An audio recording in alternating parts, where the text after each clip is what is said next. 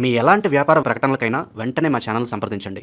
ప్రస్తుతం మనతో పాటు ప్రముఖ ఆధ్యాత్మికవేత్త, జ్యోతిష్య పండితులు బ్రహ్మశ్రీ సుభాష్ శర్మ గారు మనతో ఉన్నారు. గురువుగారితో మాట్లాడేద్దాం. నమస్కారం గురుగారు. శ్రీమాత్రేనమండి. గురుగారు, ఉగాది రాశి ఫలితాలు చర్చించుకుందాం. సో దీనిలో భాగంగా శ్రీ పరాభవ నామ సంవత్సరంగా పిలువబడుతుంది ఈ సంవత్సరం. మరి మిథున రాశి వాళ్ళకి ఈ కొత్త సంవత్సరం ఏ విధంగా ఉంటుంది? ఉగాది పచ్చడిలో ఎటువంటి రుచులు వీళ్ళకి సంవత్సరం కూడా తగులుతాయి అంటారు? తప్పకుండా తెలియజేస్తాను. ముందుగా వీక్షిస్తున్న ప్రేక్షకులందరికీ శ్రీమాత్రే నమః, శ్రీ గురుభ్యో నమః. యాదేవి సర్వభూతేషు మాతృరూపేణ సంస్థిత. నమస్తస్సై నమస్తస్సై నమస్తస్సై నమో నమః. ముందుగా పరాభవ నామ సంవత్సరం. పరాభవము అని అంటే గనక ఏమిటి అంటే గనక దుఃఖము, కష్టము, అలాగే శ్రమ, ఇవన్నీ కూడా అధికంగా చేసేటటువంటిది పరాభవము అని దానికి అర్థము. అయితే ఈ పరాభవ నామ సంవత్సరం అనేటటువంటిది ప్రతి ఒక్కరికి, అంటే మనిషి యొక్క జీవితాన్ని మార్చేటటువంటి అద్భుతమైనటువంటి సంవత్సరంగాను, ప్రతి ఒక్కరూ ఒక గుణపాఠాన్ని నేర్చుకునేటటువంటి సంవత్సరంగాను ఈ సంవత్సరం అంతా ఉండబోతుంది. అంటే పరాభవం, ఒక మనిషికి కష్టము, నష్టము, బాధ విలువ తెలిస్తేనే ఫర్దర్గా సుఖము, అదృష్టం యొక్క విలువ అర్థమవుతుంది అని శాస్త్రం. అందుకే ఈ పరాభవ నామ సంవత్సరం మనిషి లెసన్స్ నేర్చుకుంటాడు, గుణపాఠాలు నేర్చుకుంటాడు. మంచివాడు, చెడ్డవాడు ఎవరు, ఏమిటి అనేటటువంటిది, మన జీవితంలో ముఖ్యమైనటువంటి వాడు ఎవరు, మనతో చేయూతనిచ్చేవాడు ఎవరు, మనల్ని కష్టపెట్టేవాడు, ఇవన్నీ కూడా తెలుసుకునేటటువంటి సంవత్సరము పరాభవ నామ సంవత్సరం. ఈ పరాభవ నామ సంవత్సరంలో కష్టము, బాధ, దుఃఖములు ప్రతి ఒక్కరికి ఎదురవుతాయి. ఎదురు కానటువంటి వ్యక్తి సృష్టిలో ఎవరూ కూడా లేరు. పుట్టిన ప్రతి జీవి కూడా కష్టము, సుఖము, బాధ అనేటటువంటి ఈ సంవత్సరం ఎదురయ్యి తరువాతి కాలంలో వాడు గుణపాఠాన్ని నేర్చుకొని తరువాతి కాలం మంచిగా జరిగేటటువంటి అవకాశాలు ఏర్పడతాయి. ఇది పరాభవ నామ సంవత్సరం యొక్క ప్రధానమైనటువంటి అర్థం. మనకు పరాభవ నామ సంవత్సరంలో మిథున రాశి వారి గురించి తెలుసుకోవాలంటే, మిథున రాశి వారికి ఆదాయం 8, ఖర్చు 11గా నిర్ణయించడం జరిగింది. వీళ్ళకు అదృష్ట సంఖ్య 5గా వస్తూ ఉంటుంది.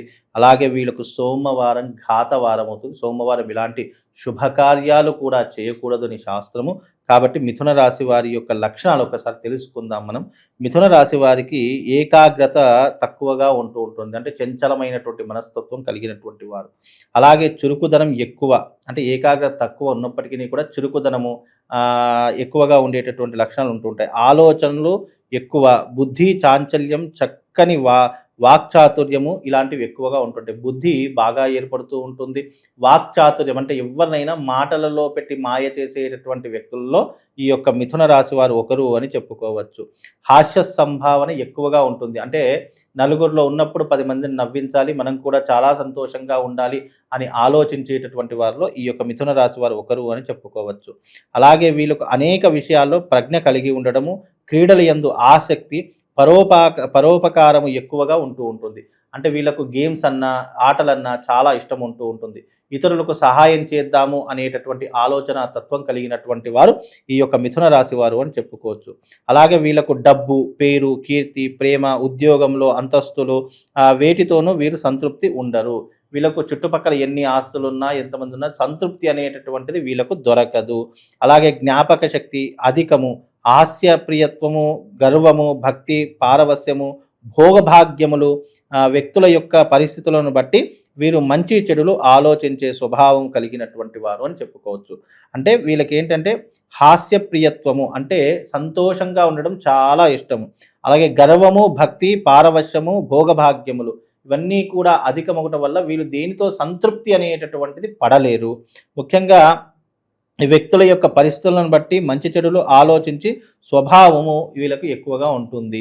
ముఖ్యంగా అదృష్టము చంచలముగా ఉంటుంది. వీళ్ళకి అదృష్టం అనేటటువంటిది నిలకడ ఉండదు. అప్పుడే అదృష్టంగా ఉంటారు, అప్పుడే బాధగా ఉంటారు, అప్పుడే ఇబ్బందులు పడుతూ ఉంటారు. కాబట్టి స్థిరత్వం అనేటటువంటి చాలా తక్కువగా ఉన్నటువంటి వాళ్ళలో ఈ యొక్క మిథున రాశి వారు ఒకరు అని చెప్పుకోవచ్చు. ఒకవేళ మొదటి 6 నెలలు ఏ విధంగా ఉంటుంది? గ్రహస్థితులు ఓవరాల్గా ఏ విధంగా ఉన్నాయి గురుగారు? ముఖ్యంగా వీళ్ళకి గనక చూసుకుంటే ఈ రాశి వారికి శని 10వ ఇంట ఉన్నాడు. అలాగే గురువు 2వ ఇంట సంచరిస్తూ ఉన్నాడు. గురువు ప్రస్తుతానికి మిథున రాశి వారికి జన్మస్థానంలో ఉన్నాడు.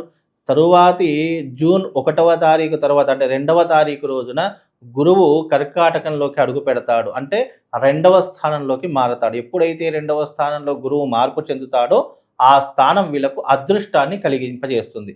ప్రస్తుతానికి జన్మస్థానంలోనే గురువు ఉన్నాడు కాబట్టి పెద్ద ఆశించినటువంటి ఫలితాలు ప్రస్తుత కాలం, అంటే ఎప్పటి వరకు అంటే వరకు వీళ్ళకు జూన్ 1వ తారీఖు వరకు బ్యాడ్ పొజిషన్ అని చెప్పుకోవచ్చు. జూన్ 1వ తారీఖు తర్వాత జూన్ 2వ తారీఖు నుంచి వీళ్ళకు గుడ్ పొజిషన్ స్టార్ట్ అవుతుంది, గుడ్ టైం అనేటటువంటి స్టార్ట్ అవుతుంది.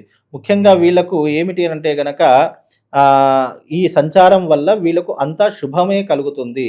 తలచిన కార్యములు నెరవేరుతాయి. మనస్సు యందు సంతోషము, ఇంటి యందు వివాహాది శుభకార్యాలు చేస్తూ ఉంటారు. ఇది ఎప్పుడు చేస్తారు?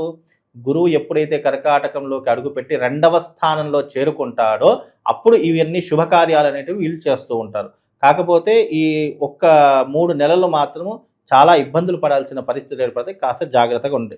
ఇది ఎప్పుడు చెప్తున్నాను? మీకు జూన్ 1వ తారీఖు తర్వాతి కాలంలో ఏం జరుగుతుందో చెప్తున్నాను. ఒక్కసారి చూడండి. ముఖ్యంగా తలచిన పనులన్నీ కూడా సకాలంలో పూర్తి చేస్తూ ఉంటారు. అంటే అనుకున్నటువంటి పనులు పూర్తి చేసేటటువంటి అవకాశం ఏర్పడుతూ ఉంటుంది.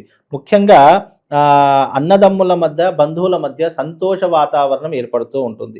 ఇన్ని రోజులు పడుతున్న కష్టములు కావచ్చు, ఇన్ని రోజులు పడుతున్న బాధలు కావచ్చు, అవన్నీ కూడా పూర్తిగా సమసిపోయి సుఖాన్ని, సంతోషాన్ని అనుభవించేటటువంటి కాలము జూన్ 2వ తారీఖు నుండి మీకు ప్రారంభమవుతుంది. అలాగే ఇంటి యందు పండగ వాతావరణం మొదలవుతుంది. ఇంటి యందు శుభకార్యాలు చేస్తూ ఉంటారు, పెళ్ళిళ్ళు చేస్తూ ఉంటారు, లేదా కొత్త ఇల్లు కొనుక్కోవడము, ప్లాట్లు కొనుక్కోవడము, బంగారం కొనుక్కోవడము, ఇలాంటివి చేసేటటువంటి అవకాశాలు ఉంటూ ఉంటాయి. ముఖ్యంగా కీర్తి ప్రతిష్టలు చాలా పెరిగేటటువంటి అవకాశం ఉంటుంది. గౌరవానికి ఏ భంగం కూడా కలగదు. ముఖ్యంగా వీళ్ళకు కొత్త వారిచే పరిచయాలు ఏర్పడుతూ ఉంటాయి, కొత్త వారితో పరిచయాలు ఏర్పడుతూ ఉంటాయి. ప్రత్యేక శ్రద్ధ వహిస్తూ ఉంటారు. అనుకున్న పనులు హడావిడిగా సాగుతాయి. అయిన వారితో సంప్రదింపులు జరుపుతూ ఉంటారు. వివాదాలు పరిష్కారం అవుతాయి. అనుకున్న పనులు సకాలంలో పూర్తి చేసుకుంటూ ఉంటారు. వివాదాలు ఏవైనా ఉన్నా అంటే పోలీస్ స్టేషన్ వ్యవహారాదులు, కోర్టు వ్యవహారాదులు, లేదా రాజకీయ పరిస్థితుల్లో ఉన్నటువంటి వ్యవహారాదులు, మీ మీద ఉన్నటువంటి ఇబ్బందులు, లేదా ఎవరైనా చెప్పినటువంటి మాటలు, ఇవన్నీ కూడా వివాదాస్పదమైన మాటలని కూడా చక్కబెట్టుకునేటటువంటి పరిస్థితులు ఇప్పుడు ఏర్పడుతూ ఉంటాయి. అలాగే ముఖ్యంగా అయిన వారితో సంప్రదింపులు జరుపుతూ ఉంటారు. కొత్త వారితో స్నేహం చేస్తూ ఉంటారు. విద్యార్థులకు అంచనాకు మించిన ర్యాంకులు వచ్చేటటువంటి అవకాశం కూడా ఉంటుంది. విద్యార్థులకు శుభదాయకంగా ఉంటుంది.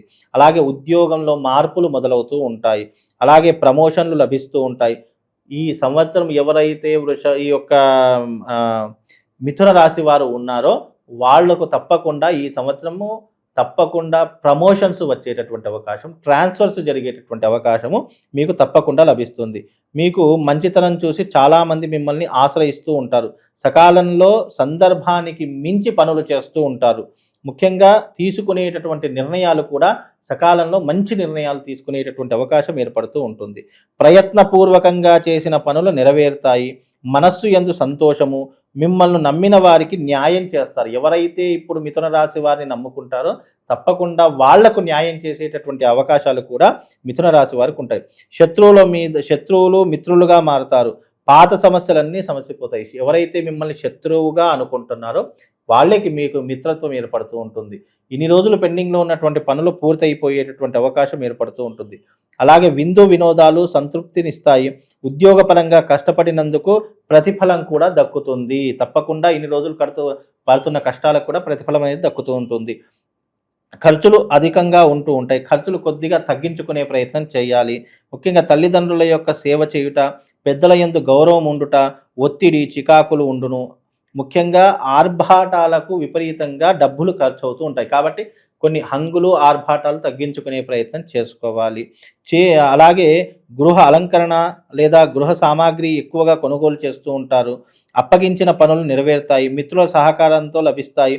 అవసరాలకు మించిన ధనం ఏదో రూపకంగా మీకు లభిస్తుంది. ఈ సంవత్సరం మీరు తప్పకుండా శుభవార్త వినేటటువంటి అవకాశం కూడా ఈ సంవత్సరము మిథున రాశి వారికి ఏర్పడుతుందండి. గురుగారు, జూన్ లోపు కాస్త ఇబ్బందిగా ఉంటుందని మాట్లాడుకుందాం. ఆ ఇబ్బంది ఏంటి? ఏ విషయాలకు చాలా దూరంగా ఉండాలి వీళ్ళు? జన్మస్థానంలో గురు సంచరించడం వల్ల, అలాగే వీరికి 10వ ఇంట శని సంచరించడం వల్ల, శని బాగున్నప్పటికీ కూడా గురువు ఈ సంవత్సరం ఫైనాన్షియల్కి కారకుడు గురువు కాబట్టి రాబోయేటటువంటి ఈ 3 నెలలు మాత్రం ఫైనాన్షియల్గా ఇబ్బందులు కావచ్చు, ఆర్థికపరమైనటువంటి ఇబ్బందులు కావచ్చు, లేదు అని అంటే కనుక కుటుంబ సమస్యలు కావచ్చు, ఇలాంటివి తలెత్తేటటువంటి అవకాశం ఉంది. దాన్ని కాస్త ఊర్చుకొని ఒక 3 నెలల పాటు వాళ్ళు అన్నీ చూసుకుంటూ కూర్చుంటే గనక అన్ని రకాలుగా రాబోయే 3 నెలల తర్వాత అంటే జూన్ తర్వాత మళ్ళీ వచ్చే సంవత్సరం 2027 జూన్ వరకు వీళ్ళ యొక్క పరిస్థితి అనేటటువంటి చాలా అద్భుతంగా ఉంటుంది. ఇది ఈ 3 నెలలకు వీళ్ళకు పరీక్షా కాలం అన్నమాట. అంటే గడ్డు కాలము అని చెప్పుకోవచ్చు.